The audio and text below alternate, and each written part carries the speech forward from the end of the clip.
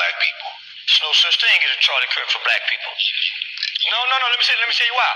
Because I'm a black man to stop looking at white people's problems and start looking at my people's problems.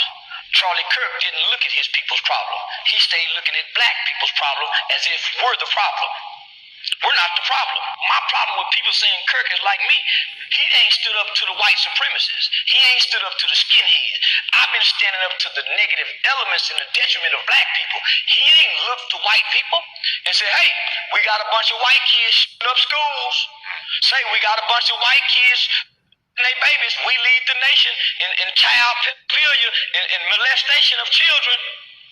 Hey, man, we need that Epstein list out. They say the president's name is on that list. He ain't doing that to his people. He was a talking point who spread a lot of misinformation, almost the borderline of lying. Okay, that was Charleston White. I don't know what outlet he was on.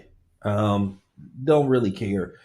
And all I needed was, just a little bit of what he had to say to basically be able to, put together a video and give my standpoint and give my talking point. I'm going to say this about Charleston White. Charleston White is a very smart man. No one can take that away from him. He speaks very well. And the way he speaks, he can get you locked in. He can get you to listen to what he has to say. So he know what he's doing the way he articulates himself, so he can get you locked in. So, with that being said, this is why I don't trust Charleston White, because one, he is the poster child for being inconsistent. He is all over the place. 1 minute he is anti-black everything to the point to where he gives white people a pass on everything. Then he does this where basically he holds white people accountable. So he just all over the place. He doesn't know whether he wants to be a Sambo, a revolutionary, or you know what I'm saying, or militant. He just all over the place. He basically comes across as just basically grifting. He goes wherever the money is and whatever the subject matter is of the particular platform he goes on. So I've seen him do that a lot.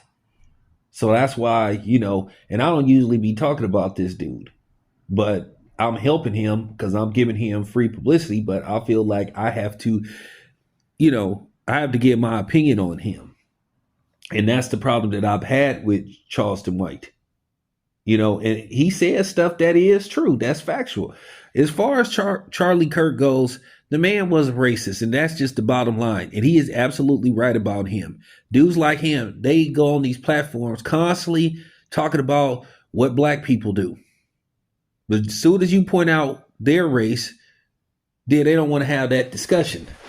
I get that all the time. I'm talking about something that got did to a black person. Then here they come with what about black on black crime? We ain't talking about black on black crime. We talking about what somebody non-black did to harm somebody, hurt somebody, or said that was disrespectful. They do that all the time. You get that from a lot of coons, and you get that from, a lot of racists. When they try to sit up there and try to use the boomerang theory where they try to throw something back at you and they don't want to get to the thick of things, then they don't want to have a real conversation. They really don't. Every race has questionable characters. Every person out of every racial ethnic group has issues. The problem is they only highlight it when it pertains to black people. And that's just real talk. So if Charleston White has a problem with being compared to Charlie Kirk, well, whose fault is that?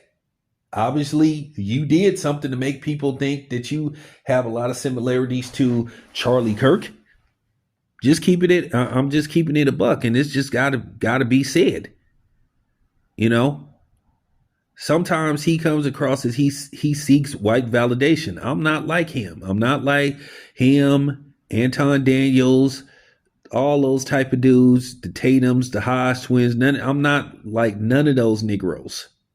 Because at the end of the day, they sit up there and call us race hustlers. They the ones that are real race hustlers.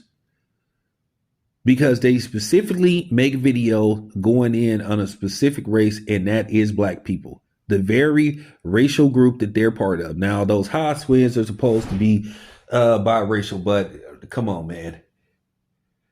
White people themselves told them how they feel about them. So I'm just saying, and I'm not clout chasing nobody. I'm just keeping it a buck, because usually I don't name names, but I just have to say this about those dudes like Charleston White. They just all over the place. So he just can't be trusted. And I'm not trying to clout chase or none of that stuff. I'm just giving this is just how I feel. And and it was funny, the platform where I saw this video at, a lot of people agreed what I was saying. Of course, you're going to have the people that make excuses for him, say, well, maybe he's bipolar. Well, he haven't announced that he's bipolar, not to my knowledge.